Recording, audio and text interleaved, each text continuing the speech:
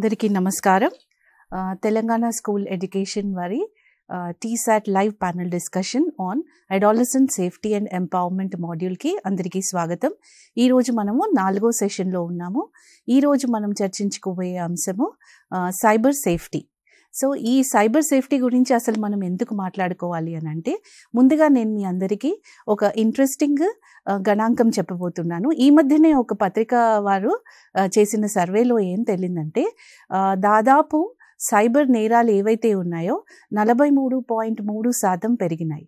అంటే పోయిన ఏడాదికి ఈ ఏడాదికి కంపేర్ చేస్తే 43.3% ఇంక్రీజ్ ఉంది.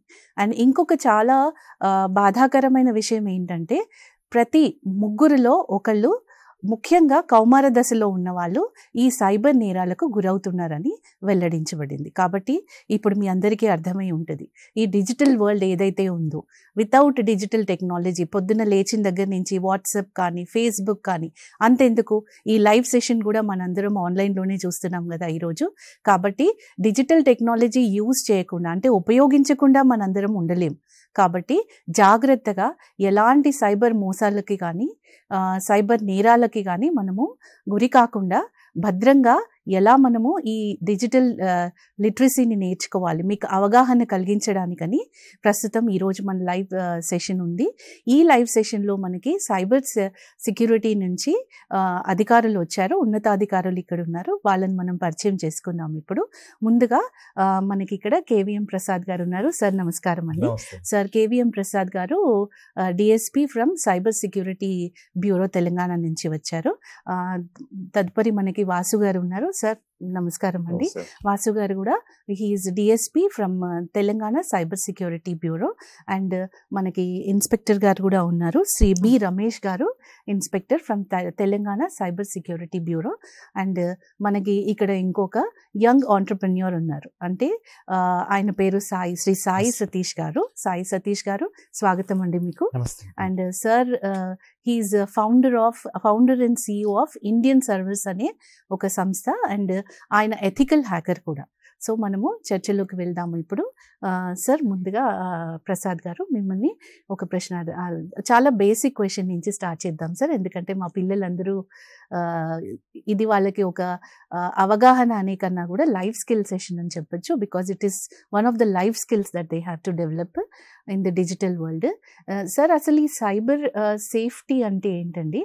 అండ్ ఈ సైబర్ సేఫ్టీకి సైబర్ సెక్యూరిటీకి ఏదైనా తేడా ఉందా? దాదాపు రెండు ఒకటే మేడం. సైబర్ సేఫ్టీ అన్నా సైబర్ సెక్యూరిటీ అన్నా ఆల్మోస్ట్ సేమే. సైబర్ సేఫ్టీలో ఏంటంటే, మనము ఈ యొక్క సోషల్ మీడియా, ఇంటర్నెట్ వాడేటప్పుడు సేఫ్గా ఎలా ఉండాలి. సెక్యూరిటీ అంటే కూడా ఇంకొంచెం డీప్ సెన్స్ వస్తుంది.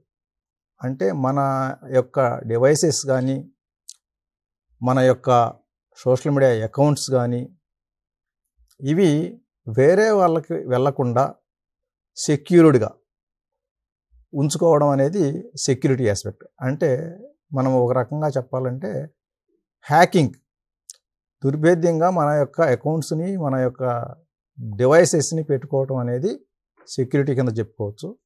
సేఫ్టీ విషయానికి వస్తే ఇది కూడా సిమిలర్ సెక్యూరిటీనే, కానీ వాడేటప్పుడు మనం what are the measures to be taken to be safe in the digital world. ఈ రెండింటికి పెద్ద వ్యత్యాసం లేదు, కానీ అంటే వాడేటప్పుడు తీసుకోవాల్సిన స్టెప్స్, అలాగే మనది హ్యాక్ కాకుండా తీసుకోవాల్సిన జాగ్రత్తలు, ఇవి రెండు తెలిస్తే ఏంటంటే మనం డిజిటల్ వరల్డ్లో సేఫ్గా బ్రతకచ్చు. లేకపోతే ఏంటంటే, ఒకసారి మన డివైసెస్ హ్యాక్ అయినా, మన డేటా లీక్ అయినా, అవి ఎటువంటి పరిస్థితులకు దారితీస్తుందనేది ఊహించడం కష్టం. క్రిమినల్స్ ఏంటంటే దీన్ని చాలా విధాలుగా మిస్యూజ్ చేస్తారు. ధన్యవాదాలు సార్. సార్ ఈ మధ్యలో మీరు అంటే రీసెంట్గా మీరు క్రాక్ చేసిన లేదా మీ దగ్గరికి వచ్చిన ఒక సైబర్ అంటే ఆన్లైన్ గ్రూమింగ్ కేసు ఏదైనా ఉంటే చెప్పగలరా సార్? ఆన్లైన్ గ్రూమింగ్ కేసెస్ చాలా ఫ్రీక్వెంట్గానే వస్తుంటాయి మా దగ్గర. జస్ట్ 2-3 డేస్ బ్యాక్ రిపోర్ట్ అయిన కేసులో మనకేంటంటే బోత్ ఆర్ మైనర్స్. ఒక మైనర్కి ఇంకొక మైనర్ నుంచి ఫ్రెండ్ రిక్వెస్ట్ వచ్చింది, ఫాలో రిక్వెస్ట్ ఓవర్ ఇన్స్టాగ్రామ్. ఈయన దాన్ని యాక్సెప్ట్ చేసినాడు. కొంతకాలం అంటే వెరీ ఫ్యూ డేసే, చాలా మంత్స్ టుగెదర్ లేదు. With in 1 week they became very close. Close అయిన తర్వాత ఈ అమ్మాయి ఏదైతే ఉందో అమ్మాయి ఏం చెప్పిందంటే నీ ఏజ్ ఎంత అని అడిగింది. ఈ అబ్బాయి ఐఎమ్ రన్నింగ్ 17 అని చెప్పినాడు. అబ్బాయి కూడా అమ్మాయికి ఏజ్ ఎంత అని అడిగితే ఆ అమ్మాయి 15 అని చెప్పింది. 15 అంటే ఈయన ఓకే అన్నాడు. మామూలుగా ఏంటంటే మైనర్స్ తోటి చాట్ చేయడానికి మగవాళ్ళు భయపడతారు. ఎందుకంటే మైనర్స్ చేసిన ఏదైనా సరే వాళ్ళు కన్సెంట్ని కన్సిడర్ చేయబడదు. మన లా ప్రకారం ఏంటంటే మైనర్స్ కన్సెంట్ ఇచ్చి వాళ్ళు అంగీకారంతో చాట్ చేసినా కూడా అది హెరాస్మెంట్గానే ట్రీట్ చేయబడద్దు అనమాట. ఎందుకంటే పేరెంట్స్ నుంచి కంప్లైంట్ తీసుకోవడం జరుగుతుంది.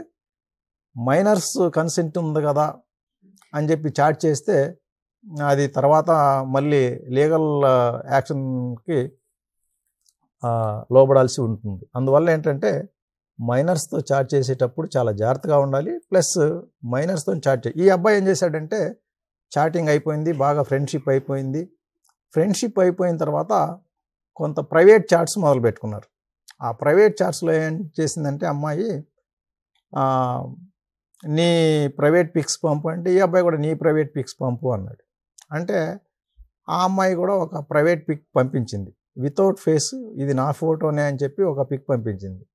ఈయన కూడా అట్లాగే ఇది నాది అని చెప్పేసి ఈయనది మాత్రం ఒరిజినల్ పంపించేసినాడు. ఆ అమ్మాయిది ఒరిజినలా కాదా తెలియదు, ఈయన మాత్రం ఫేస్ లేకుండా ఒరిజినల్ ఫోటో పంపించినాడు. ఇంకా అది అయిపోయింది. వెంటనే ఆమె బ్లాక్ మెయిలింగ్ స్టార్ట్ చేసింది. బ్లాక్ మెయిలింగ్ ఏంటంటే నువ్వు నాకు పిక్ పంపించినావు కదా, ఇప్పుడు నేను కేసు పెట్టేస్తాను నీ మీద, ఇట్లా పిక్ పంపడం మైనర్స్కి తప్పు అని తెలియదా నీకు, నువ్వు 2 lakhs ఇవ్వకపోతే నీకు వెంటనే కంప్లైంట్ చేసేయబోతున్నా నేను. ప్లస్ నీ గురించి నీ ఫ్రెండ్స్ మొత్తంలో నువ్వు చేసిన చాట్ మొత్తం నా దగ్గర ఉంది, ఇవన్నీ ఆన్లైన్లో పెట్టేసి నీకు డిఫేమ్ చేసేస్తా అని చెప్పి బ్లాక్ మెయిలింగ్ స్టార్ట్ చేసింది. ఇలా ఏంటంటే ఎప్పుడు కూడా తెలియని వాళ్ళ నుంచి ఫ్రెండ్ రిక్వెస్ట్ వస్తే మనం దాన్ని యాక్సెప్ట్ చేయకూడదు. ఆపోజిట్ సెక్స్ అంటే కొంత అట్రాక్షన్ ఉంటుంది, అట్రాక్షన్ ఉన్నా సరే మనం దాన్ని కంట్రోల్ పెట్టుకోవాలి. కానీ ఈ డిజిటల్ ఫుట్ ప్రింట్స్ ఏంటంటే డిజిటల్ వరల్డ్లో మనం చేసే ప్రతి పని కూడా రికార్డ్ అవుతుంది. ఇప్పుడు క్లాస్లోనో లేకపోతే వేరే ఎక్కడన్నా ఇద్దరు కూర్చొని మాట్లాడుకుంటే అన్లెస్ సీక్రెట్గా అవి రికార్డ్ చేయకపోతే దానికి ఏం ఎవిడెన్స్ ఉండదు, అన్ని అలిగేషన్సే తప్ప రికార్డ్ ఉండదు. కానీ ఇక్కడ డిజిటల్ వరల్డ్లో అట్లా కాదు, మనం పెట్టే ప్రతి మెసేజ్ రికార్డెడ్. కొంతమంది ఏంటంటే డిలీట్ చేసేసి మాకేం కాదు మేము డిలీట్ చేసేసాం మా దీంట్లో లేదనుకుంటారు. అన్నీ కూడా రికవర్ చేయొచ్చు. కాబట్టి ఈ చాటింగ్స్ చేసేటప్పుడు చాలా ఆచితూచి చేయాలి, మైనర్స్తో చాలా జాగ్రత్తగా ఉండాలి. ఇప్పుడు ఈ కేసులో ఏమైందంటే ఇతను తెలియని వ్యక్తి నుంచి ఫ్రెండ్ రిక్వెస్ట్ యాక్సెప్ట్ చేసి చాటింగ్ స్టార్ట్ చేసినాడు. స్టార్టింగ్ చాట్ చేసిన తర్వాత ఆ అమ్మాయి ఏజ్ చెప్పినా కూడా ఈయన పెద్ద పట్టించుకోవాలి. నేను మైనర్నే, ఆ అమ్మాయి కూడా మైనరే కదా, మైనర్ టు మైనర్ ఏం కాదని ఈయన అనుకున్నాడు. ఒక మైనర్ గర్ల్ని ఇంకొక మైనర్ బాయ్ ఇలా సెక్స్ చాట్ చేస్తే కూడా దట్ ఈజ్ పనిషబుల్. ఇప్పుడు అక్యూజ్డ్ విషయానికి వస్తే అబోవ్ 7 years నుంచి అబోవ్ 100 years వరకు సేమే. ముసలోడు అని చెప్పి కనికరం కానీ బాయ్ అని చెప్పి తీసేయటం అట్లా ఏం ఉండదు. ఇప్పుడు 10 years బాయ్ చేసినా 90 years ఓల్డ్ మ్యాన్ చేసినా కూడా offence is offence, punishment is same. అంటే చిన్నపిల్లలకి తక్కువ పనిష్మెంట్ ఇవ్వాలా, ఏజ్ ఎక్కువ ఉన్న వాళ్ళకి అసలు పనిష్మెంట్ ఇవ్వకూడదు, ఇట్లా ఏం లేదు. అందరికీ ఒకటే పనిష్మెంట్ ఉంటుంది. కాకపోతే కొన్ని కండిషన్స్ మైనర్స్ కోసం కొన్ని కండిషన్స్ రిలాక్సబుల్ ఉంటాయి, కానీ పనిష్మెంట్లో ఎటువంటి తేడా ఉండదు. అందువల్ల ఏంటంటే నేను మైనర్ని కదా ఏం చేసినా చెల్లుద్ది అనేది అస్సలు మైండ్లో ఉండకూడదు. ఎప్పుడు కూడా జాగ్రత్తగానే ఉండాలి. మైనర్ గర్ల్స్తో డీల్ చేసేటప్పుడు చాలా జాగ్రత్తగా ఉండాలి. ఈ కేసులో ఇప్పుడు ఇట్లా దీంట్లో ఏంటంటే అమ్మాయి మైనర్ అయినప్పటికి కూడా నేను బ్లాక్మెయిల్ చేస్తే ఏం కాదులే అనుకుంటే తప్పు. ఎందుకంటే ఈ పిక్స్ అడగటము, ప్రైవేట్ పిక్స్ పంపటము, తర్వాత బ్లాక్మెయిల్ చేసి డబ్బులు అడగటము, ఇదంతా కూడా ఎక్స్టార్షన్ కింద వస్తుంది. And we call it as sextortion also. Extortion in the name of sex is called sextortion. కాబట్టి ఇటువంటివి చేస్తే girls are also punishable. Minor girl అయినప్పటికీ కూడా బ్లాక్మెయిల్ చేసి డబ్బులు అడిగితే దానికి చాలా సివియర్ పనిష్మెంట్స్ ఉంటాయి. అందువల్ల ఏంటంటే ఇటువంటి సెక్స్టార్షన్ ఇవి ఎప్పుడు కూడా చేయకూడదు. Thank you sir. విన్నారు కదా పిల్లలు, ఆన్లైన్ గ్రూమింగ్ అంటే తెలియని వ్యక్తి, అపరిచితులు ఎవరైనా మీకు మెసేజెస్ పంపించడము, ఫ్రెండ్ రిక్వెస్ట్ పంపించడము, అండ్ మిమ్మల్ని మచ్చిక చేసుకోవడము, ఇలాంటివి చేసి మిమ్మల్ని ఎక్స్ప్లాయిట్ చేయడము లేదా మిమ్మల్ని వేధించడము లాంటివి చేస్తారు. కాబట్టి అపరిచిత వ్యక్తుల నుంచి మీకు ఏం వచ్చినా, అంటే లింక్స్ కానీ మెసేజెస్ కానీ టెక్స్ట్లు కానీ వస్తే ఎప్పుడు కూడా యాక్సెప్ట్ చేయొద్దు. ఎందుకంటే వాటి పర్యవసనాలు విపరీతంగా ఉంటాయి కాబట్టి. వాసు గారు, అసలు ఈ పిల్లలు ఎందుకని అంటే ఈ ఈ వీటికి ఆన్లైన్ గ్రూమింగ్ స్టేజెస్ ఏముంటాయి సార్? ఎలాంటిది అసలు? అంటే స్టార్టింగ్లో జస్ట్ హాయ్ హెలో నుంచే స్టార్ట్ అవుతుందా? తర్వాత ఎలా ఉంటుంది? What are the stages? ఎలాంటి స్టేజెస్ ఉంటాయి సార్ ఈ ఆన్లైన్ గ్రూమింగ్లో? ఇది చాలా ఇంపార్టెంట్ క్వశ్చన్. పిల్లలందరూ బేసిక్గా మనకి కరోనా స్టేజ్లో ఆన్లైన్ సెషన్కి స్టార్ట్ అవడం జరిగింది. అప్పటి నుంచి ఎక్కువగా వీటికి డిజిటల్ వరల్డ్కి, ఆన్లైన్ డివైజెస్కి అట్రాక్ట్ కావడం, కంటిన్యూషన్లో క్లాసెసే కాకుండా రెగ్యులర్ హోంవర్క్లు కానీ గ్రూప్ చాటింగ్స్ కానీ వీటితో పాటు దానికి ఎడిక్ట్ అయిపోయి సోషల్ మీడియా, నెట్లో డిజిటల్ స్పేస్లో ఉన్న అన్ని రకాల వీటిని ఫస్ట్ బ్రౌజ్ చేయడం స్టార్ట్ చేస్తారు. దీనిలో భాగంగా ఎవరైతే ఈ హ్యాకర్స్ కానీ వీళ్ళు based on mobile number, based on mail ID, search హిస్టరీని కొద్దిగా టార్గెట్ చేసి పిల్లల్ని డిసిపియేట్ చేయడానికి అవకాశం ఉంది. అందులో ఏంటంటే వాళ్ళ ఏజ్ ఎక్కువ ఉన్నా కానీ తక్కువగా చూపించుకోవడం, లేడీస్ ఉంటే వాళ్ళు జెంట్స్ ఉంటే లేడీస్గా మార్చుకొని పెట్టుకోవడం, డిఫేమ్ చేయటం, ఇటువంటివన్నీ ఎక్కువ జరుగుతూ ఉంటాయి. పిల్లల్ని అట్రాక్ట్ చేయాలంటే వాళ్ళకి అవసరమైన ఆఫర్స్ ఇవ్వటం కొన్ని జరుగుతూ ఉంటుంది.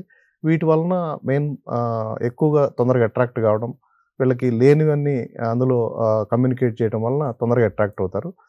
అటువంటి వాటి విషయంలో ఇందాక ప్రసాద్ గారు చెప్పినట్టు అపరిచితుల్ని ఎక్కువ ఎంటర్టైన్ చేయకూడదు.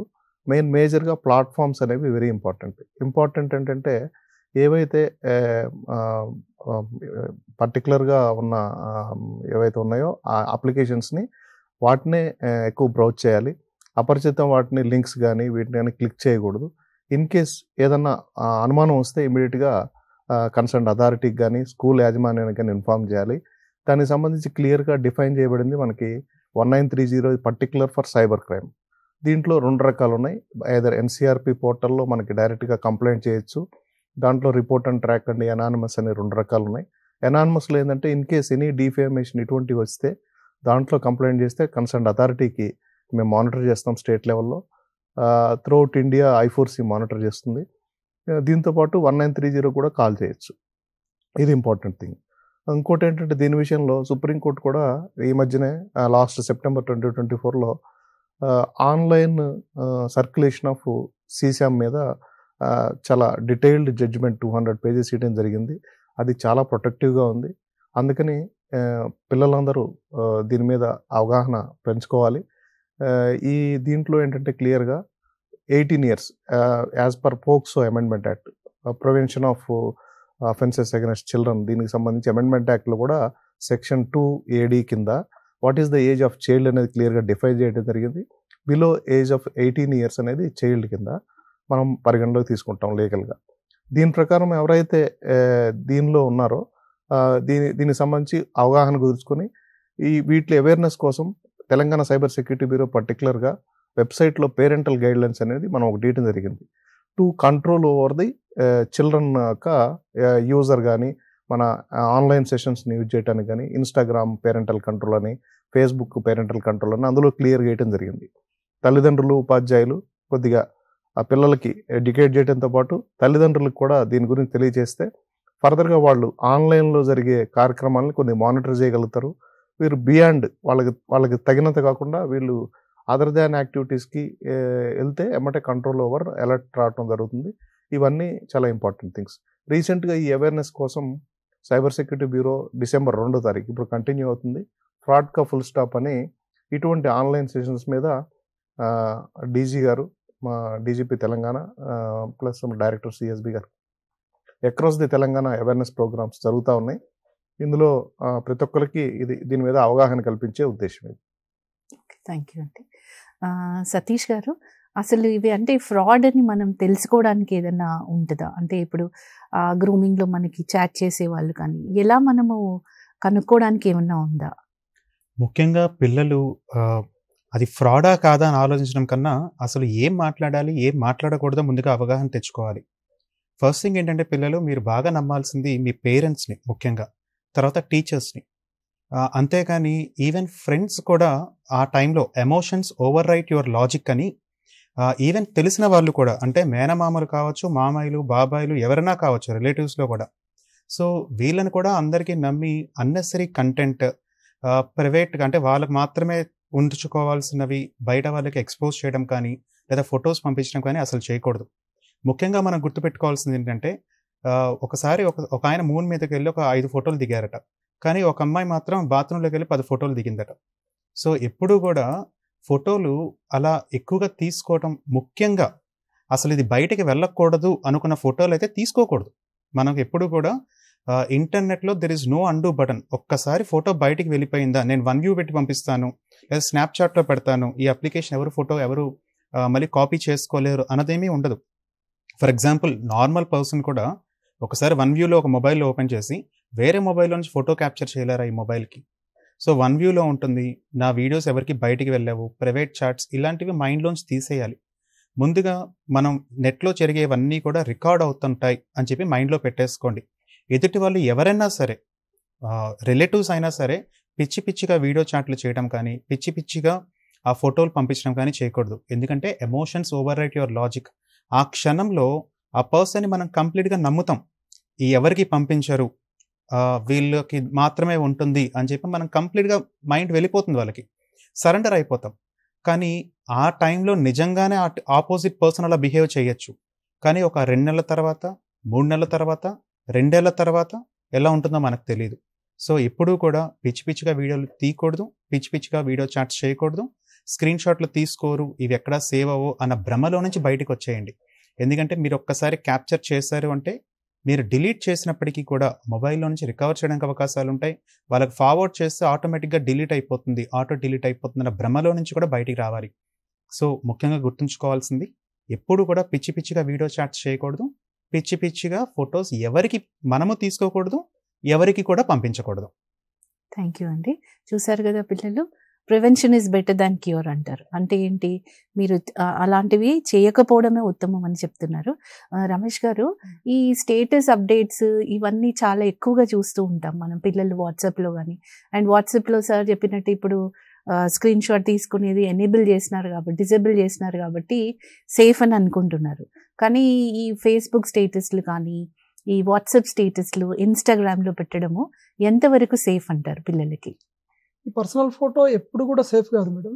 ఇప్పుడు మనం సార్ చెప్పినట్టు ఫేస్బుక్లో కానీ ఇన్స్టాగ్రామ్లో కానీ స్టేటస్ పెడితే 24 అవర్స్లో వెళ్ళిపోతుంది, లేదా మనం ఒక పర్సన్కే రిస్ట్రిక్ట్ చేస్తే పర్సన్ వరకే చూస్తారని అనడానికి లేదు.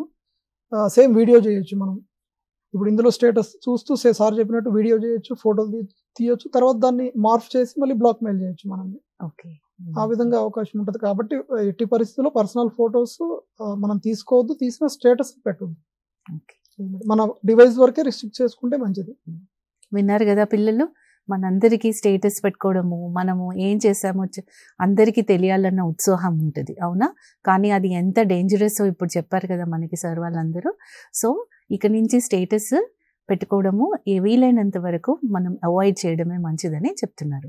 సో ఇప్పుడు సార్, ఈ ఆన్లైన్లో మనం ఇంకా చాలా చూస్తూ ఉంటాం ప్రసాద్ సార్, అంటే ఆన్లైన్ మోసాలు చూస్తూ ఉంటాం. ఓకే, సో ఇది ఈ ఎస్పెషల్లీ మనకి స్టూడెంట్స్లో చూసేది ఏంటంటే ఈ బులియింగ్ అనేది చూస్తూ ఉంటాం. ఓకే, అయితే బులియింగ్ ఓన్లీ అపరిచితుల నుంచే ఉంటుందా, ఫ్రెండ్స్ నుంచి కూడా ఉండే ఛాన్సెస్ ఉంటాయా sir?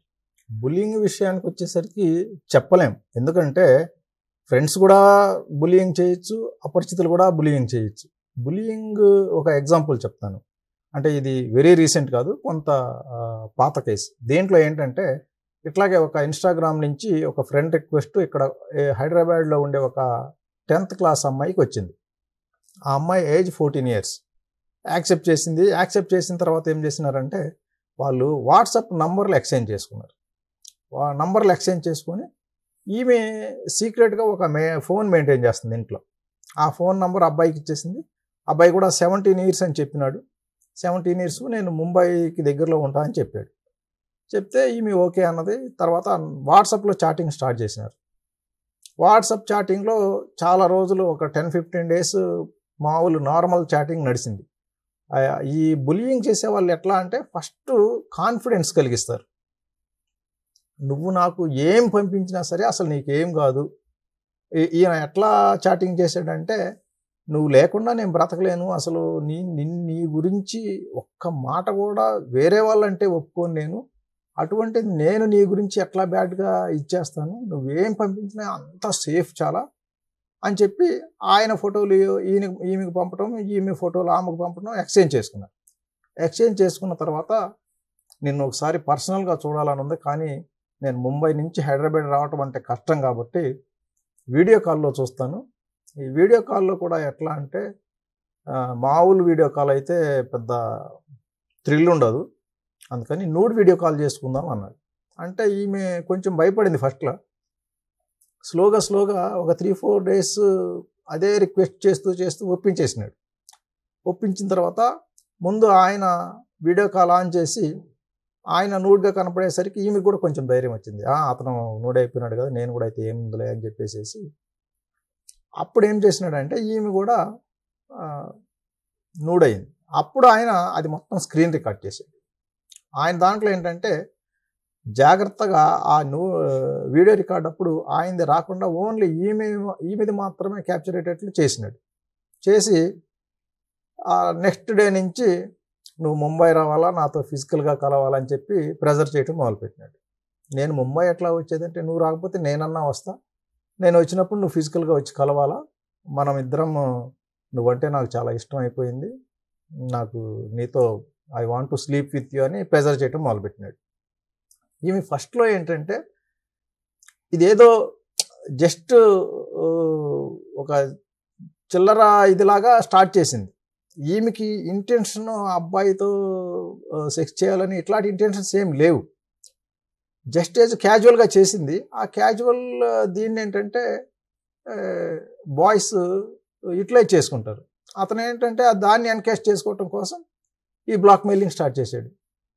You must come to Mumbai or I will come to Hyderabad to have sex with you అని ప్రెజర్ చేయటం మొదలుపెట్టినాడు.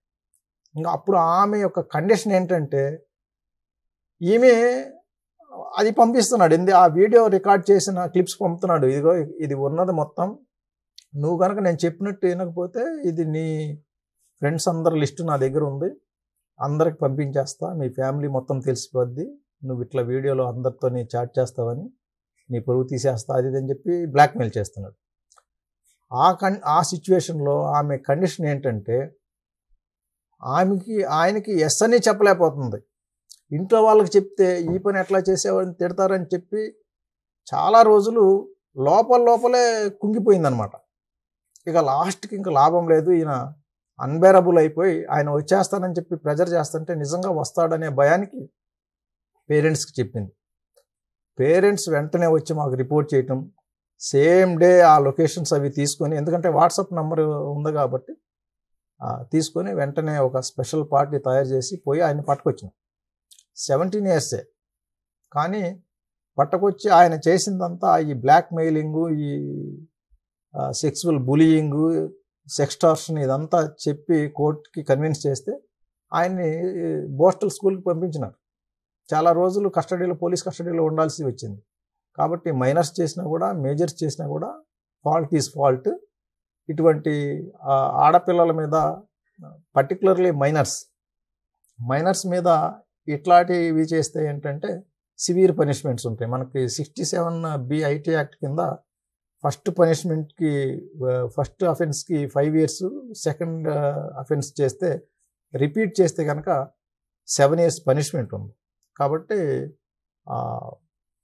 దీంట్లో ఇంకొకటి మనం గమనించాల్సిన విషయం ఏంటంటే మెయిన్ అన్నోన్ పర్సన్స్.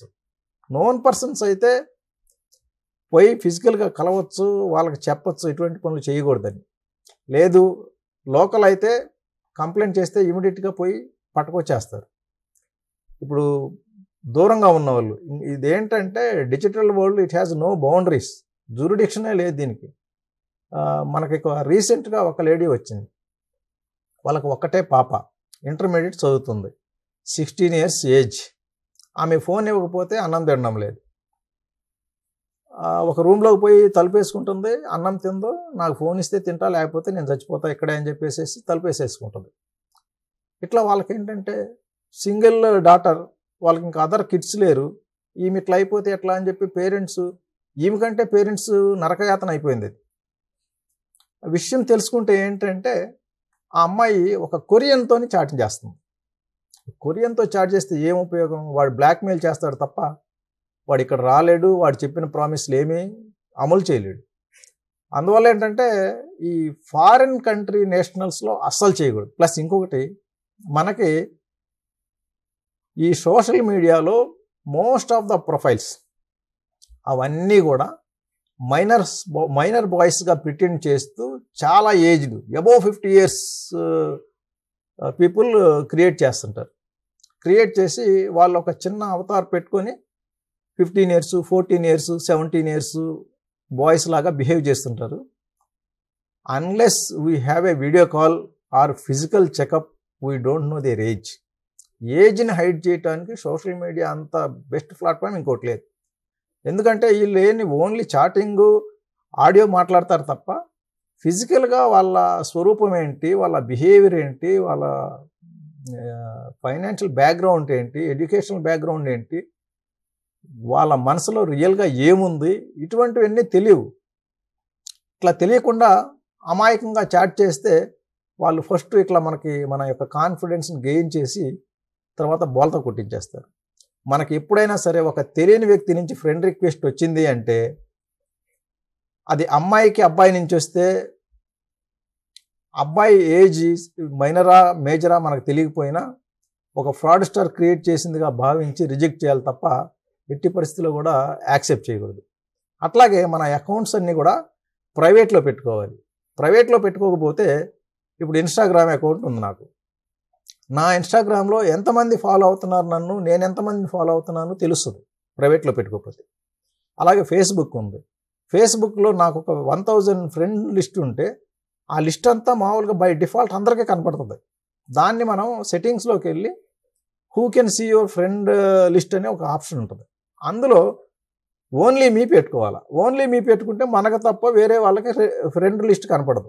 ఇట్లా అందరికి ఓపెన్ పెట్టుకుంటే ఏమైందంటే ఇటువంటి సందర్భాల్లో వాళ్ళు, మీ ఫ్రెండ్స్ అంతా నాకు తెలుసు, ఇదిగో ఈయన మీ చిచ్చా ఉన్నాడు, ఈమె మీ ఆంటీ ఉంది, ఈమెకి పంపిస్తా నీ ఫోటోలు, ఈయనకి పంపించేస్తా, మీ ఫాదర్ పంపిస్తా, ఇటువంటి బ్లాక్మెయిలింగ్ చేస్తారు. కాబట్టి మనం ఈ సోషల్ మీడియా అకౌంట్స్ వాడేటప్పుడు అన్ని అకౌంట్స్ ప్రైవేట్లో పెట్టుకోవటం better. Thank you sir.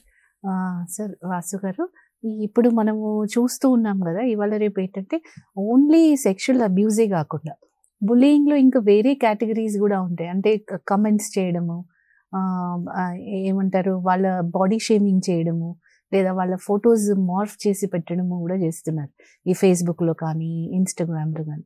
So వీటిని కూడా మనము అంటే ఎంత సీరియస్గా దీన్ని కన్సిడర్ చేస్తారో లీగల్గా, అండ్ దీనికి శిక్ష ఎలా ఉంటుంది సార్?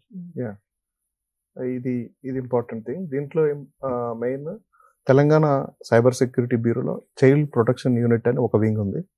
ఈ వింగ్ పర్టికులర్గా ఆన్లైన్ సీసామ్ అనేది ప్రపంచవ్యాప్తంగా ఇది చాలా హీనస్ అఫెన్స్గా చూస్తారు, ఈవెన్ యూఎస్ కానీ రిమైనింగ్ ఆల్ దీనిలో భాగంగా మన మినిస్ట్రీ ఆఫ్ హోమ్ అఫైర్స్ ఒక సపరేట్ ఆన్లైన్ సీసామ్ మీద ఒక వింగ్ పనిచేస్తుంది, ఓసీడబ్ల్యూసీ అని.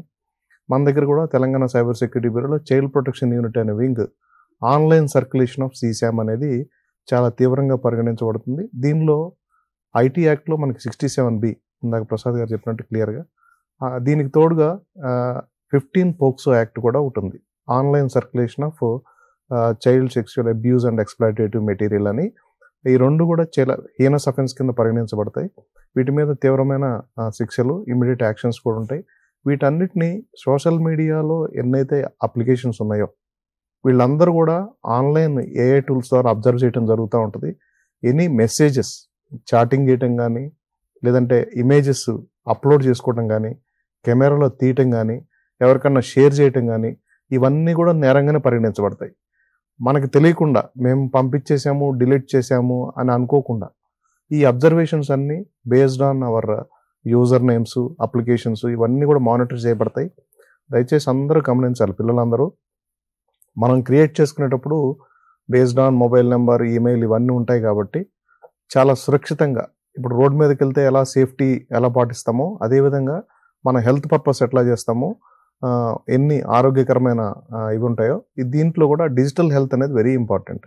మన పాస్వర్డ్ ప్రొటెక్ట్గా పెట్టుకోవటం, సర్క్యులేషన్ చేసేటప్పుడు, చాట్ చేసేటప్పుడు బాగా మంచిగా చేయటం, అంటే ఎటువంటి హీనస్ థింగ్స్ లేకుండా, వల్గారిటీ లేకుండా చేయాలి.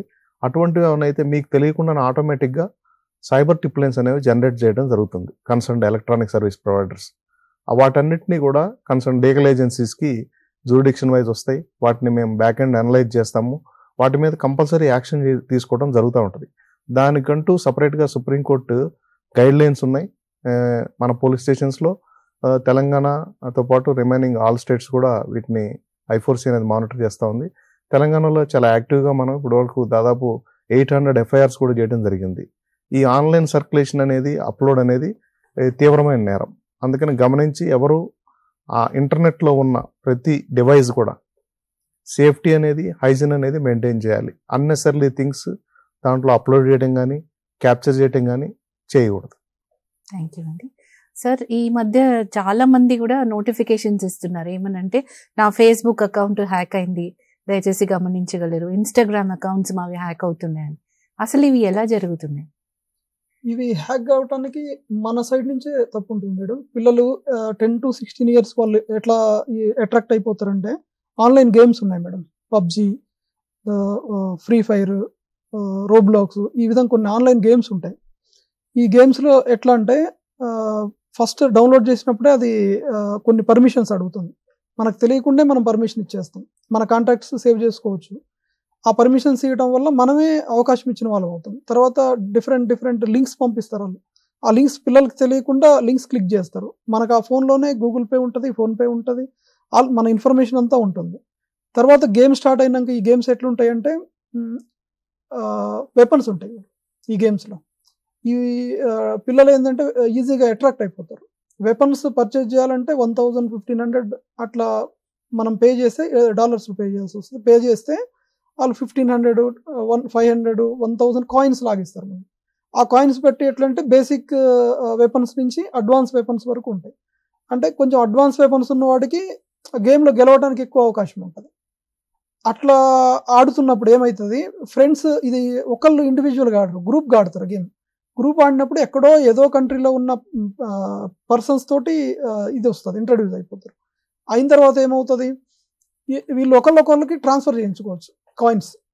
ఇప్పుడు 500 రూపీస్, 1000 రూపీస్ వర్త్ చేసే కాయిన్స్ని మీకు ఆఫర్ చేస్తున్నాడు అంటే సంథింగ్ ఏదో ఉంటుంది. అది ఇప్పుడు మన పేరెంట్స్ ఎలాగో ఇవ్వరు, 500, 1000 రూపీస్ కొనివ్వరు. వీళ్ళు ఏం చేస్తారంటే వాళ్ళు ఆఫర్ చేసిరని చెప్పి వాళ్ళతో ఫ్రెండ్షిప్ చేసి కలిపి గేమ్ ఆడటం, దాని తర్వాత నెక్స్ట్ సోషల్ మీడియాకి వచ్చేస్తారు. వాట్సాప్ నెంబర్ ఇవ్వటం, ఫేస్బుక్ ఐడీస్ షేర్ చేసుకోవటం, ఇన్స్టాగ్రామ్, ఇట్లా సోషల్ మీడియాకి వచ్చేస్తారు. ఈ హెరాస్మెంట్ ఎప్పుడైనా డైరెక్ట్ స్టార్ట్ కాదు మేడం, ఇనిషియల్గా ఫ్రెండ్షిప్ లానే ఉంటుంది. ఉన్న కొద్దీ ఆడి మోటివ్ బయటపడిపోతుంది. అలా ఏమవుతుంది, మనం వాడి చేతికి చిక్కిన తర్వాత హెరాస్మెంట్ స్టార్ట్ అయిపోతుంది. అప్పుడు పిల్లలు ఏం చేస్తారు, చెప్పలేక పేరెంట్స్కి చెప్తే భయం అవుతుంది, టీచర్స్కి చెప్పలేరు. ఎప్పుడైతే ఐసోలేటెడ్గా ఉండి సార్ చెప్పినట్టు రూమ్లోకి వెళ్ళి సెపరేట్గా ఉంటున్నారో అప్పుడు పేరెంట్స్ కానీ టీచర్స్ కానీ కొంచెం అబ్జర్వ్ చేసి అడగలుగుతున్నారు. అడిగితే వాళ్ళు చెప్పడానికి అవకాశం ఉంది. పిల్లలు కూడా భయపడి అట్లా ఉండాల్సిన అవసరం లేదు. పేరెంట్స్కి చెప్పేస్తే ఎట్లనే పేరెంట్స్ అప్పటికప్పుడు కోప్పడినా అర్థం చేసుకుంటారు, పోలీసుని అప్రోచ్ అవుతారు. మనం ఇమ్మీడియట్గా దాని నుంచి బయటపడడానికి అవకాశం ఉంటుంది. ఓకే, విన్నారు కదా పిల్లలు, పొరపాటున మీరు అలాంటి వాటిట్లో ఎన్నో అన్నా ఇన్వాల్వ్ అయితే ధైర్యంగా మీ తల్లిదండ్రులకి, అలాగే మాకు టీచర్స్కి, లేదా ఎనీ ట్రస్టెడ్ అడల్ట్ మీరు ఎక్కువగా నమ్మే వాళ్ళు, మీ ప్రాబ్లమ్ సాల్వ్ చేస్తారనుకునే వాళ్ళకి వాళ్ళ దృష్టిలోకి తీసుకెళ్ళి సొల్యూషన్ వచ్చేలాగా చూసుకోవాలి, కానీ ఇంకా ఆ ఊబిలోకి దిగకూడదు. సార్ ఇప్పుడు మనము చర్చలోకి వెళ్లే ముందు ఒక వీడియో చూద్దామండి. పిల్లలు 2 రోజులలో నువ్వు పైసలు ఇవ్వకపోతే పోలీస్ కంప్లైంట్ ఇస్తా. పైసలు ఎప్పుడు ఇస్తావు? నీ ఇంటికి వెళ్ళి లొల్లి చేస్తా.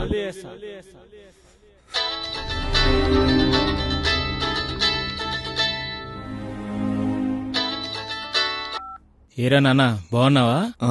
ఏం లేదురా. మన నారాయణ కొడుకు కృష్ణ బెంగళూరులో ఉద్యోగం చేస్తున్నాడు కదా? తెలుసు కదా. అవును. పెద్ద కంపెనీ నుండి చేస్తున్నామంటూ కాల్స్ మెసేజ్లు చేస్తున్నారంట మోసగాళ్ళు.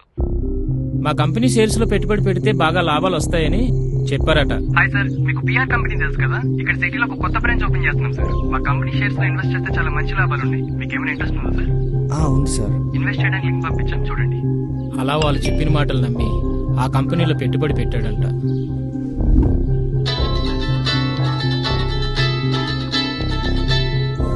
హలో, కంగ్రాట్స్ సార్, మీ ఇన్వెస్ట్మెంట్ యాక్సెప్ట్ చేయబడింది. మీ నెక్స్ట్ ఇన్వెస్ట్మెంట్ అండ్ విత్డ్రావల్ మీద మీకు అవగాహన రావడానికి మిమ్మల్ని మా టెలిగ్రామ్ గ్రూప్ లో యాడ్ చేస్తాం. టెలిగ్రామ్ గ్రూపా? అవును సార్, ఆ గ్రూప్ లో ఉన్న టాప్ ఇన్వెస్టర్స్ నుండి మీరు రిపోర్ట్స్ కూడా తీసుకొచ్చండి. ఓకే. అలా వాళ్ళు చెప్పిన టెలిగ్రామ్ గ్రూప్ లో వాడు జాయిన్ అయ్యాడంట. అలా ఆ గ్రూప్ లో ఇన్వెస్ట్మెంట్ చేసి లాభాలు పొందామని చెప్పిన వాళ్ళంతా ఫ్రాడ్ సంస్థకి సంబంధించిన వాళ్ళేనంట. ఇది నా కొత్త కార్, ఆ విత్డ్రావల్ అమౌంట్ ఈ రోజే తీసుకున్నాను.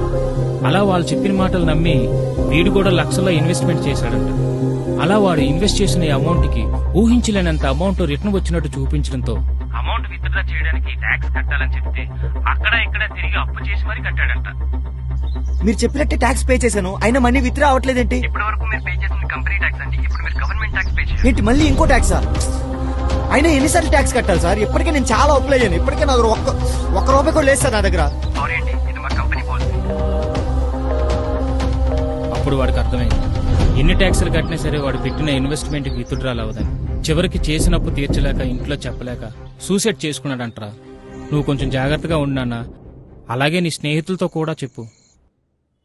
డబ్బులదే ఉందిరా, పోతే సంపాదించుకోవచ్చు, కానీ ప్రాణం పోతే సంపాదించుకోలేం కదరా.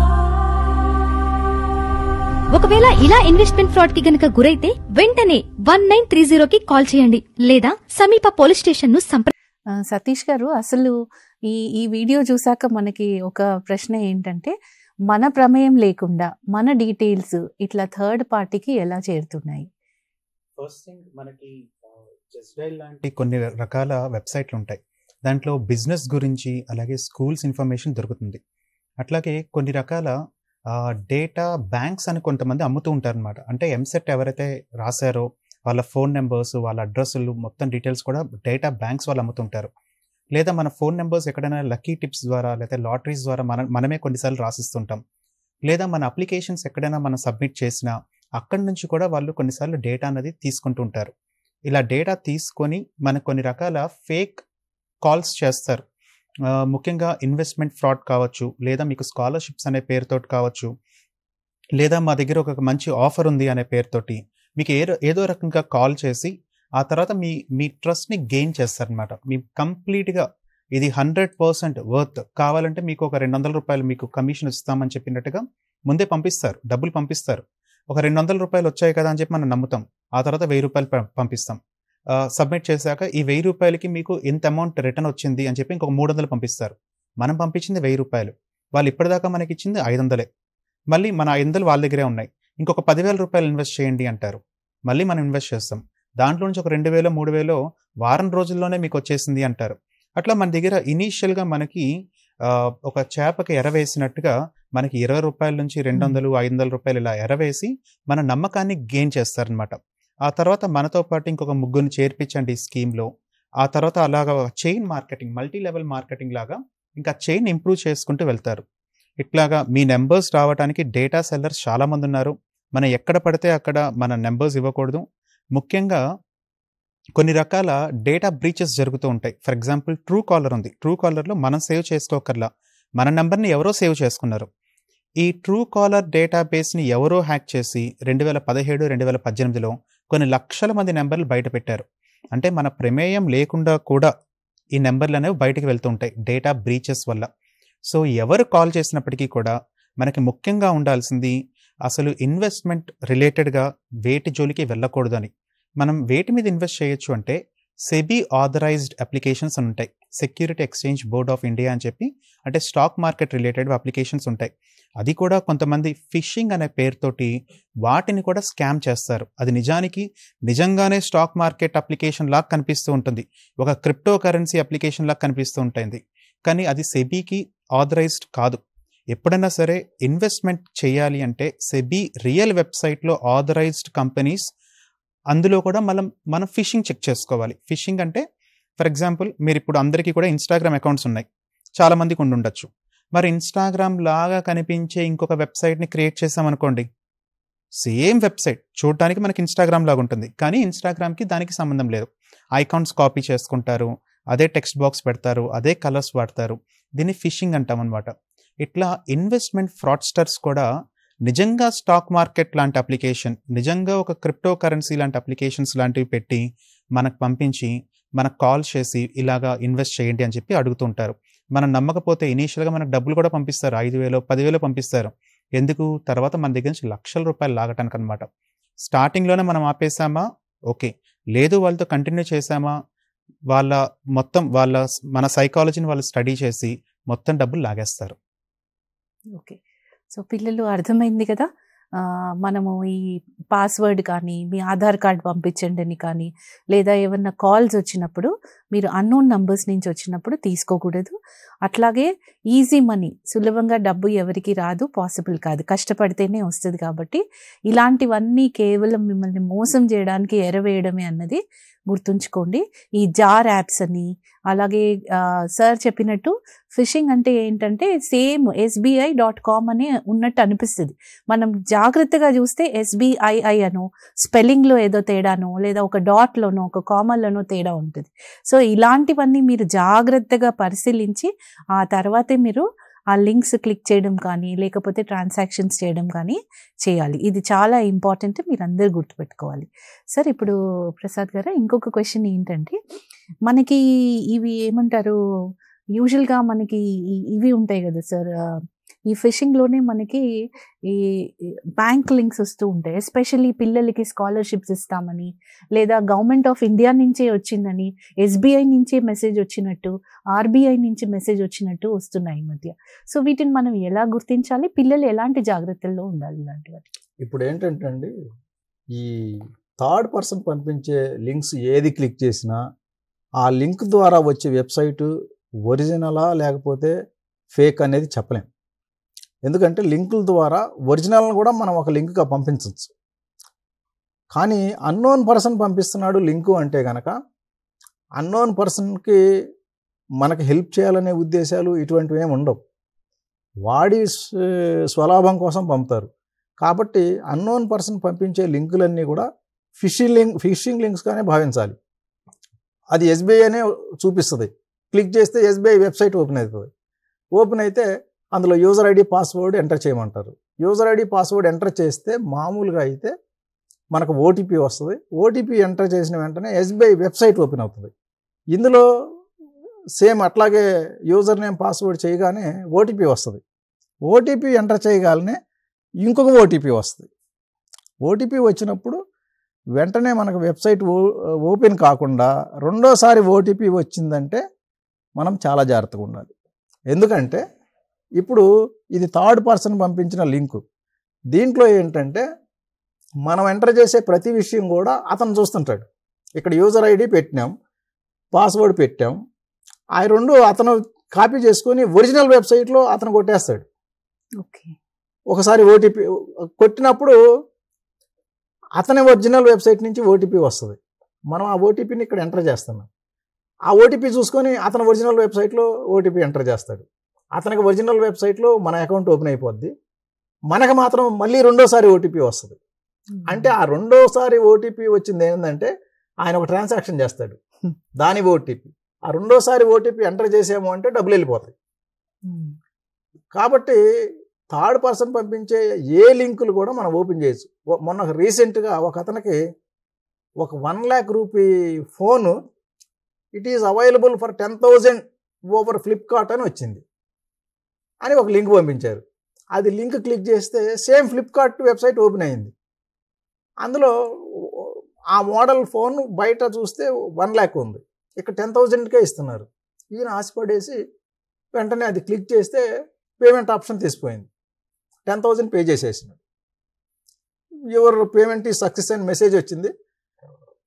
చూశాడు 10 వారం పోయింది, 10 రోజులు పోయింది, 4 రోజులు పోయింది, ఫోన్ మాత్రం రాలేదు. తర్వాత వెరిఫై చేసుకుంటే ఈయన ఒక ఫేక్ వెబ్సైట్లోకి వెళ్ళిపోయి అది క్రిమినల్స్ క్రియేట్ చేసిన వెబ్సైట్లో డబ్బులు కట్టేసినాడు. మనం ఫ్లిప్కార్ట్లో కొనాలి అంటే గూగుల్ సెర్చ్లో ఫ్లిప్కార్ట్కి వెళ్ళి అక్కడ నుంచి ఒరిజినల్ వెబ్సైట్ ఓపెన్ చేసుకొని అక్కడ కొనాలి, అంతే తప్ప వేరే వాళ్ళు పంపించిన లింక్స్ ద్వారా ఓపెన్ చేస్తే కనుక ఇబ్బంది పడతాం. ఇంకొకటి ఈ ఫేక్ ఐడీస్ ఏంటంటే, ఇప్పుడు నాది ఫేస్బుక్ ఉంది, క్రిమినల్స్ ఏం చేస్తున్నారంటే నా ఫోటో కాపీ చేసుకొని సేమ్ నా పేరు మీదే ఒక ఫేక్ ఐడి క్రియేట్ చేస్తారు, దాని నుంచి ఫ్రెండ్ రిక్వెస్ట్లు పంపుతారు. అలాగే ఇప్పుడు ఒక సింధు ఒక మాధవి ఇద్దరు ఉన్నారు. సింధు మాధవి మంచి ఫ్రెండ్స్, 10th క్లాస్ అయిపోయింది, వాళ్ళు విడిపోయినారు.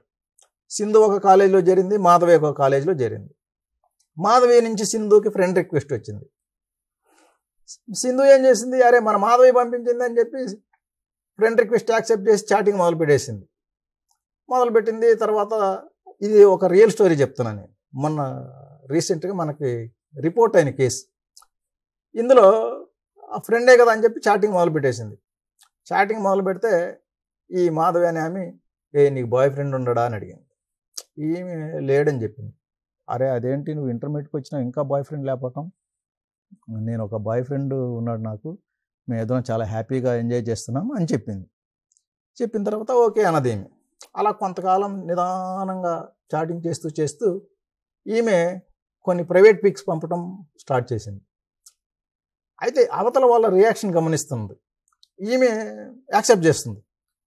అలా కొంతకాలం పంపిన తర్వాత యాక్సెప్ట్ చేస్తుంది అనేది గమనించి ఈమె స్లోగా నీ కూడా పంపించే కొన్ని పిక్స్ అంటే ఈమె కూడా స్టార్ట్ చేసింది. అలా ఇద్దరు ప్రైవేట్ పిక్స్ ఎక్స్చేంజ్ చేసుకున్న తర్వాత ఒక పని చేయి, నా బాయ్ ఫ్రెండ్కి ఇంకో ఫ్రెండ్ ఉన్నాడు, ఆయనకి గర్ల్ ఫ్రెండ్ లేదు, నీకు ఇంట్రడ్యూస్ చేస్తా, then you too can have boyfriend and మీరు కూడా మంచిగా ఎంజాయ్ చేయొచ్చు అని చెప్పింది. చెప్తే ఈమె కొంచెం సందిగ్ధంగా, వద్దులే నాకు బాయ్ ఫ్రెండ్స్ అవసరం లేదు, నేను ఐఎమ్ హ్యాపీ నవ్ అంటే, లేదు నువ్వు తెలియక పొరపాటు పడుతున్నావు, ఒకసారి అది ఎంజాయ్ చేస్తే నువ్వు మళ్ళీ మర్చిపోలేవు, నేను చెప్తున్నా వినుకో అని చెప్పేసి మళ్ళీ నెక్స్ట్ డే చాట్లో ఏం చేసిందంటే, ఏమనుకోకు, నువ్వు నాకు పంపిన పిక్స్ అన్నీ మై బాయ్ ఫ్రెండ్కి పంపించేసినాను, నీ నంబర్ కూడా ఇచ్చేసిన, ఆయన్ని కాంటాక్ట్ చేస్తాడు చూడు అంది. ఆ తర్వాత నుంచి వీళ్ళ బాయ్ ఫ్రెండ్ అని చెప్పి ఒక నంబర్ నుంచి చాటింగ్ స్టార్ట్ చేస్తే ఈమె సరేనని చెప్పి, సరే బాయ్ ఫ్రెండ్గా ఉంటాడులే ఏముందిలే అనుకొని నార్మల్గా ఫీల్ అయ్యి చాటింగ్ స్టార్ట్ చేసింది. అవిన తర్వాత నుంచి నాకు 2000 కావాలి, ఇస్తావా లేదా అని మొదలుపెట్టినాడు. ఈమె అంటే ఇంటర్మీడియట్ గర్ల్, ఇంట్లో అంత పెద్ద డబ్బులు ఇవ్వరు కదా, అంటే కొంత రిచ్ ఫ్యామిలీస్లో ఇవ్వచ్చు, కానీ ఈమె మిడిల్ క్లాస్, ఇంట్లో ఎంత పడితే అంత డబ్బులు ఇచ్చే ఇది లేదు. 2000 అంటే ఈమెకి నా దగ్గర ఎక్కడ ఉంటాయి డబ్బులు, అంత డబ్బులు నేను ఇవ్వలేను. ఇవ్వకపోతే మరి చూడు, నీ పిక్స్ ఆల్రెడీ మీ ఫ్రెండ్ పంపించింది నా దగ్గర, అవన్నీ ఉన్నాయి, నీ ప్రైవేట్ పిక్స్ అన్నీ, అవన్నీ సోషల్ మీడియాలో పెడతాని థ్రెటన్ చేసినాడు. ఈమె అప్పుడు భయపడిపోయింది. అరే ఏంటి ఇదని చెప్పి మొత్తానికి కష్టపడి 2000 సేకరించి ఆయన ఒక ప్లేస్ చెప్తే, నువ్వు పోయి ఆ ప్లేస్లో పెట్టి వెళ్ళిపో, నేను తర్వాత తీసుకుంటా, అవి ఓకే అనుకుంటే ఇంక నీ జోలికి రానన్నాడు. సరే పోయి ఒక దగ్గర పెట్టి వచ్చింది, ఆయన సజెస్ట్ చేసిన ప్లేస్లో తీసుకున్నాడు. ఆయన తీసుకొని మళ్ళీ స్టార్ట్ చేసినాడు. ఇలా మళ్ళీ 2000 అడిగితే మళ్ళీ ఒకసారి కూడా 2000 ఇచ్చింది. సో విన్నారు కదా పిల్లలు, ఇలా ఎక్స్ప్లాయిట్ చేసే ఛాన్సెస్ చాలా ఎక్కువ ఉంటాయి మిమ్మల్ని. కాబట్టి సార్ చెప్పినట్టు ఇవన్నీ నిజంగా జరిగిన సంఘటనలే మనకి ఈరోజు చెప్తున్నారు. కాబట్టి మీరందరూ ఎంతో జాగ్రత్తగా, ఎస్పెషలీ మీ పర్సనల్ ఫొటోస్ కానీ మీ డీటెయిల్స్ కానీ ఎట్టి పరిస్థితుల్లో కూడా ఎలాంటి సోషల్ హ్యాండిల్స్లో, సోషల్ మీడియా సైట్స్లో పెట్టకండి. సార్, ఈ డిజిటల్ అరెస్ట్ గురించి కూడా మనం ఈ మధ్య చాలా వింటున్నాం కదా. అసలు ఈ డిజిటల్ అరెస్ట్ అంటే ఏంటో తెలుసుకునే ముందు ఒక చిన్న వీడియో చూద్దాం సార్. Digital arrest video.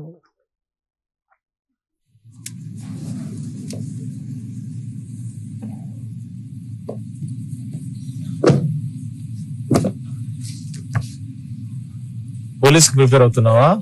అవునండి, అనే చదివేశాను. ఒకే ఒక రూల్ మిగిలింది అంతే. ఇంతలో కూడా సైబర్ లాస్.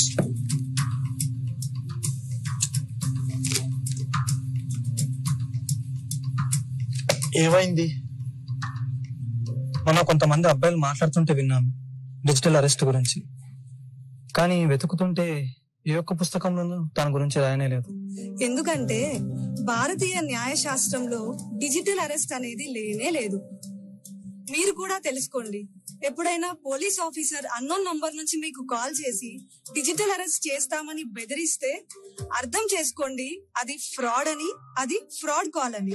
భారతీయ న్యాయశాస్త్రం ప్రకారం ఏ పోలీస్ ఆఫీసర్ గాని లేదా ఇతర గవర్నమెంట్ అఫీషియల్స్ గాని వీడియో కాల్ చేసి డిజిటల్ అరెస్ట్ అనేది చేయలేరు. ఒకవేళ ఎవరైనా వీడియో కాల్ చేసి డిజిటల్ అరెస్ట్ చేస్తామని బెదిరించి డబ్బులు అడిగితే భయపడాల్సిన అవసరమే లేదు. వెంటనే 1930 నంబర్కి కాల్ చేసి రిపోర్ట్ చేయండి. Yes, you are absolutely right. కలిసి పని చేద్దాం, సైబర్ ఫ్రాడ్ కి ఫుల్ స్టాప్ పెడదాం. చూసారు కదా పిల్లలు. సో డిజిటల్ అరెస్ట్ అనేది మన న్యాయశాస్త్రంలోనే లేదు. కాబట్టి మీరు కానీ, మీ తల్లిదండ్రులు కానీ, మీ చుట్టుపక్కల ఎవరైనా సరే ఇలా డిజిటల్ అరెస్ట్ అని ఎవరైనా ఫోన్ కాల్ వచ్చినా, బెదిరించినా కూడా అస్సలు భయపడకుండా హెల్ప్ లైన్ నంబర్కి కాల్ చేయమని చెప్పండి. మీరు కూడా అప్రమత్తంగా ఉండండి. సార్, ఇంకొకటి ఏంటంటే మనం ఈ మధ్య చూస్తున్నది, ఎక్కువగా వింటున్నది ఏంటంటే ఈ ఆన్లైన్ గేమింగ్ అండ్ బెట్టింగ్ గురించి. ఈజీ మనీకి అట్రాక్ట్ అవ్వాలని. అసలు ఈ ఆన్లైన్ గేమింగ్ అండ్ బెట్టింగ్ అంటే ఏంటి, ఎందుకని పిల్లలు దీనికి ఇంతగా అడిక్ట్ అవుతున్నారు? సో దాని నుంచి మనం పిల్లల్ని ఎలా డైవర్ట్ చేయొచ్చు? పిల్లలు ఆన్లైన్ గేమింగ్, ఈ మధ్య రిపోర్ట్ అయ్యే ఆన్లైన్ గేమింగ్స్లో ఎవరైతే పిల్లలు కాదు పెద్దవాళ్ళే అమౌంట్ 200, 300, 500, 1000 అట్లా ఎవ్రీడే ఏదో ఒక గేమ్ ఆడుతుంటే ఆ చిన్న చిన్న అమౌంట్ వస్తుంది అని చెప్పి దానికి అలవాటు పడిపోయినారు బాగా. ఈ పిల్లలు ఆడే గేమ్ ఏమవుతుందంటే హెరాస్మెంట్కి దారితీస్తుంది. పిల్లలు ఆడే గేమ్లో ఫైనాన్షియల్గా రాదు స్టార్టింగ్లో, అది హెరాస్మెంట్కి దారితీస్తుంది. ఇప్పుడు పిల్లలు చెప్పాల్సింది వాళ్ళ పేరెంట్స్కి ఏంటంటే, ఎవరైనా పేరెంట్ ఇట్లా ఆన్లైన్ గేమ్ ఏదన్నా ఆడుతూ ఉంటే ఈ ఆన్లైన్ గేమ్కి వచ్చే ప్రాఫిట్ ఏదైతే వస్తుందో అది ప్రాఫిట్ వస్తుందని ఇనిషియల్గా ఫీల్ అవుతారు. కానీ అది 1-2 months తర్వాత వచ్చే అమౌంట్ అనేది ఏదైతే ఉందో వేరే ఇన్వెస్ట్మెంట్ ఫ్రాడ్ కానీ డిజిటల్ అరెస్ట్ కానీ చేస్తూ ఆ అమౌంట్ని ఇటు డైవర్ట్ చేస్తున్నారు. ఈ ఎవరైతే ఆన్లైన్ గేమ్ ఆడి ప్రాఫిట్ వచ్చింది అనుకుంటారో వాళ్ళ అకౌంట్ బ్లాక్ అయిపోతుంది. ఎందుకంటే ఆ అమౌంట్ అనేది ఫ్రాడ్ అమౌంట్. ఎవరు కూడా ఆన్లైన్ గేమింగ్లో జెన్యున్గా అమౌంట్ రాదు. ఇంకోటి, మన తెలంగాణలో ఆన్లైన్ గేమింగ్ అనేది నిషేధం. కొన్ని స్టేట్స్లో అది పర్మిషన్ ఉంది, మన దగ్గర మాత్రం ప్రొహిబిటెడ్. ఎవరైతే పిల్లలు పేరెంట్స్ ఎవరైనా ఆన్లైన్ గేమ్ ఆడుతూ మీరు చూస్తే ఈ రోజు కాదు రేపైనా ఇంకా 2 రోజులకైనా ఇబ్బందులు పడతారు. మీరు మీ పేరెంట్స్కి చెప్పి ఆ ఆన్లైన్ గేమింగ్స్ అనేది ఆపించండి. పిల్లలు ఆడే గేమ్ మేడం ఇదే సేమ్. ఏదైతే స్టార్టింగ్లో మనకి ఫ్రెండ్షిప్ లాగా వస్తుంది, చిన్న ఆఫర్ చేస్తారు, దాని తర్వాత లింక్స్ పంపిస్తారు. మన ఫోన్లో ఏది గూగుల్ పే, ఫోన్పే, మన ఫైనాన్షియల్కి సంబంధించిన అప్లికేషన్స్ ఉంటాయి, అవి బ్రీచ్ అయిపోయి మనకి అట్లా ఫైనాన్షియల్ లాస్ అయిపోతుంది. ఓకే, విన్నారు కదా పిల్లలు. ఆన్లైన్ గేమింగ్, బెట్టింగ్ ఇలాంటివి చట్ట వ్యతిరేకమైనవి. మన తెలంగాణ ప్రభుత్వం వీటిని ఏమాత్రం ఇది చట్ట విరుద్ధమని నిర్ణయించబడింది. కాబట్టి మీరు తప్పకుండా ఇలాంటి వేటికి కూడా మీరు లోన్ అవ్వద్దు. గేమింగ్, బెట్టింగ్ కన్నా, ఆన్లైన్లో ఆడే కన్నా ఫిజికల్ ఆటలు ఎంతో మంచిది. అయితే ఇప్పుడు మనము అడాలసెంట్ సేఫ్టీ అండ్ ఎంపవర్మెంట్ మాడ్యూల్లో ఈ ఏదైతే సైబర్ సేఫ్టీ ఉందో దీన్ని ఎలా ట్రాన్సాక్షన్ చేసుకోవాలి మనం క్లాస్ రూమ్లో అంటే, దీనిలో చాలా కేస్ స్టడీస్, ఇప్పుడు సార్ వాళ్ళు చెప్పిన రియల్ ఇన్సిడెంట్స్ ఎలా అయితే ఉన్నాయో అలాంటివి కేస్ స్టడీస్ ఉన్నాయి. సో వీటిని మీరు సంపూర్ణంగా చదవండి, అవగాహన తెచ్చుకోండి. ఎందుకంటే సైబర్ సేఫ్టీ అనేది it is a life skill. అంటే మీ అందరూ నేర్చుకోవాల్సిన ఒక నైపుణ్యం. ఎందుకంటే ఇది డిజిటల్ వరల్డ్ కాబట్టి. సో మనం ఇప్పుడు చూసాము, ఇక్కడ వచ్చిన అధికారులందరూ కూడా సైబర్ సెక్యూరిటీ బ్యూరో నుంచి వచ్చారు. సైబర్ సెక్యూరిటీ బ్యూరో అనేది పోలీస్ డిపార్ట్మెంట్ వల్ల ఒక సైబర్ సెక్యూరిటీ కోసము ఏర్పాటు చేయబడ్డ సంస్థ, one of the wings of police department. వీళ్ళు మనకి ఎల్లప్పుడూ 24/7 అవైలబుల్ ఉంటారు అండ్ హెల్ప్ చేస్తారు. దీని గురించి ఒక చిన్న వీడియో చూద్దాం మనం ఇప్పుడు.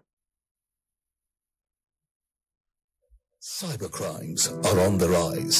New victims every day, where advanced methods of fraud are used. But one of the first ever dedicated state cybersecurity bureaus in India is always ready. The Telangana Cybersecurity Bureau uses cutting-edge technology across specialized teams, ensuring the safety of individuals, organizations, and the state's digital systems. With its two key verticals, the Bureau ensures an integrated approach to tackle cyber threats. The Cybercrime Branch consists of the Cybercrime Police Stations, the 24-hour helpline number 1930, the Cyber Fusion Center, CFC, and the District Cybercrime Coordination Centers. The Cyber Fusion Center has various specialized units and resources under one roof that break down every complaint and analyze trends for ఇప్పుడు sir ఇంకొక ప్రశ్న, ఈ artificial intelligence chat GPT కానీ Copilot కానీ ఇవన్నీ మనం చాలా ఎక్కువగా యూస్ చేస్తున్నాం. ఇప్పుడు ప్రతి డిపార్ట్మెంట్లోనూ మనం యూస్ చేస్తున్నాం. ఇవి ఎంతవరకు మనకి ఉపయోగము, లేదా వీటి వల్ల ఏమైనా సేఫ్టీ మెజర్స్ మనం తీసుకోవాల్సి ఉంటుందా వీటిని యూస్ చేయడంలో? అంటే ఆర్టిఫిషియల్ ఇంటెలిజెన్స్ ఏంటంటే ఇప్పుడు ప్రతి వింగ్లో కూడా కీలకమైపోయింది. ఆర్టిఫిషియల్ ఇంటెలిజెన్స్ ద్వారా మనం వాడే టూల్స్, ఈ చాట్ జీపీటీ ఇటువంటివి ఇన్ఫర్మేషన్ వరకు ఓకే, కానీ చెప్పలేం చాట్ జీపీటీ ఎంతవరకు సేఫ్ అనేది మనం ఖచ్చితంగా ఇది చాలా సేఫ్ అని అయితే చెప్పలేం. ఎందుకంటే బ్రౌజింగ్ టూల్స్, ఇటువంటి ఏఐ టూల్స్ అన్నీ కూడా మనకు కొంత డేటాని కలెక్ట్ చేస్తాయి. అలాగే ఏఐతో ఏంటంటే ఏఐని ఉపయోగించి ఇప్పుడు ఒక చిన్నపిల్లవాడు 10th క్లాస్ స్టూడెంట్ వాయిస్ కనుక క్రిమినల్కి దొరికితే ఆ వాయిస్తోని జస్ట్ మాట్లాడేటప్పుడు ఒక మాట, చిన్న మాట కనుక దొరికితే దాంతో అతను ఏడ్చినట్లుగా క్రియేట్ చేయగలుగుతారు. క్రియేట్ చేసి వాళ్ళ పేరెంట్కి కాల్ చేస్తారు. ఇప్పుడు మనకి ఫ్రీక్వెంట్గా రిపోర్ట్ అవుతున్న కేసెస్ ఇవి. కాల్ చేసి మీ అబ్బాయిని మేము కిడ్నాప్ చేసినాము, మీ అబ్బాయి మా ఆధీనంలో ఉన్నాడు, ఇప్పుడు 5 lakhs అర్జెంటుగా మేము చెప్పిన అకౌంట్కి ట్రాన్స్ఫర్ చేయకపోతే మీ పిల్లగాడిని చంపేస్తాం, కావాలంటే మీ వాటితో మాట్లాడతారా అని ఒక వాయిస్ ఏడ్చినట్లుగా, పెద్దగా బిగ్గరగా ఏడ్చినట్లుగా ఒక ఇది వినిపిస్తారు. అది చూసి పేరెంట్స్ ఏంటంటే అరే మన అబ్బాయి ఇంత ఏడ్చేస్తున్నాడు, నిజంగానే వాళ్ళ కస్టడీలో ఉన్నారేమో అని ఫీల్ అయిపోయి ఈ డబ్బులు ట్రాన్స్ఫర్ చేయడానికి రెడీ అయిపోతారు. కాబట్టి ఏఐతో ఇంత డేంజర్ ఉంది. అందువల్ల ఏంటంటే మనం ప్రతిదీ చెక్ చేసుకోవాలి. ఇట్లా స్కేరీ కాల్స్ వచ్చినప్పుడు వెంటనే మనం భయపడిపోయి డబ్బులు ట్రాన్స్ఫర్ ఎట్టి పరిస్థితులు చేయకూడదు. రిటర్న్ కాల్ చేయాలి. రిటర్న్ ఈ క్రిమినల్స్ చేసే కాల్స్కి ఏంటంటే మనం రిటర్న్ కాల్స్ చేస్తే ఎక్కువ అవి కనెక్ట్ కావు. వీళ్ళంతా ఇంటర్నెట్ వాడి నెట్ కాల్స్ చేస్తుంటారు. అందువల్ల మనం కాల్ బ్యాక్ చేస్తే అది కనెక్ట్ కాలేదంటే అది ఫ్రాడ్ కాల్ అని చెప్పి, ఇంటర్నెట్ కాల్ అని చెప్పేసి క్రిమినల్స్ చేసిందిగా భావించాలి. ఇటువంటి స్కేరీ మెసేజెస్ వచ్చినప్పుడు వెంటనే 1930కి కాల్ చేయాలా, లేదా cybercrime.gov.inకి రిపోర్ట్ చేయాలి. అలాగే లోకల్ పోలీస్ని కూడా అప్రోచ్ కావచ్చు. ఓకే, విన్నారు కదా పిల్లలు. సో ఈరోజు మీరు సైబర్ సేఫ్టీ గురించి చాలా విషయాలు తెలుసుకున్నారు. ఇంకొకటి, ఈ రోజు నుంచి మీరు సేఫ్గా, అంటే డిజిటల్ ఆన్లైన్లో సేఫ్గా ఉంటారని భావిస్తూ మీరు నేర్చుకున్న అంశాలు ఏవైతే ఉన్నాయో ఇంకా డీటెయిల్డ్గా కావాలంటే మన ఏఎస్సిపి మాడ్యూల్లో ఉంది. దయచేసి దాన్ని చదవండి, మీ ఫ్రెండ్స్తో డిస్కస్ చేయండి. అలాగే సేఫ్గా, హ్యాపీగా, హెల్తీగా ఉంటారని ఆశిస్తూ ఈరోజు మా కోసం ఇంత మీ అమూల్యమైన సమయాన్ని కేటాయించి వచ్చినందుకు మీరందరికీ ధన్యవాదాలు సార్. అండ్ పిల్లలు, ఇంత మంచి అవకాశం మనకిచ్చి మీ వరకు ఇలాంటివన్నీ, అంటే ఇలాంటి adolescent safety and empowerment module ద్వారా ఇంత చక్కటి అంశాలని ఏవైతే మీకు జీవితంలో అవసరమో మీ వరకు చేరవేసే అవకాశాన్ని, ప్రణాళికని రూపొందించిన మన సీఎం రేవంత్ రెడ్డి గారు, ఆయన ఈ ఆలోచన చేసినందుకు, అలాగే మా అధికారులు ఎవరైతే ఉన్నారో secretary education doctor Yogitarayana madam గారికి, అట్లాగే director school education doctor Naveen Nicholas గారికి ధన్యవాదాలు చెప్తూ ముగిస్తున్నాం. Thank you.